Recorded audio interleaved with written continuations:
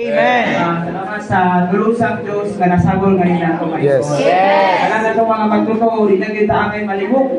Ang Diyos, tulubat, isa rin mga igsoon. So, makita na ito sa Old Testament, sa Isaiah mga igsoon, sa 45:5, kung sa itong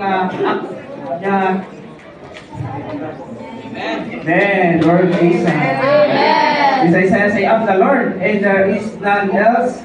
There is no God beside me." Amen. So, wala na bilaing Diyos. Isa na yun mga igsoon. At salamat sa Ginoo, kita nga mga magtotoo, kompleto na yun ang tulusang Diyos nga nasagol nga hinato mga igsoon. Amen. And sa lesson 16 na ni mga igsoon, 16 to 17, maniraman din sila Christ crucifixion mga igsoon. Kanang napakalansang sa cross, kung kompletong Diyos, manang gitapos niya tanan dito mga igsoon.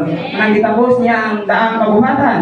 Ngon nga tulusang Diyos mga igsoon. Manang salamat sa Ginoo din sa lesson 18 ngon sa Christ.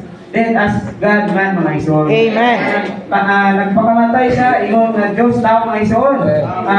Manang nagpakamatay siya, manang salamat sa Ginoo nga nagpakamatay, pagkamatay ingon nga kompletong Diyos mga igsoon. Pagkamatay siya, pinaagi sa atong mga kalapasanan or ng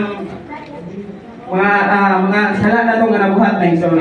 Salamat sa Ginoo nga pinaagi sa itong kaluwasan, nakabaton ta ani nga tulusang Diyos mga igsoon.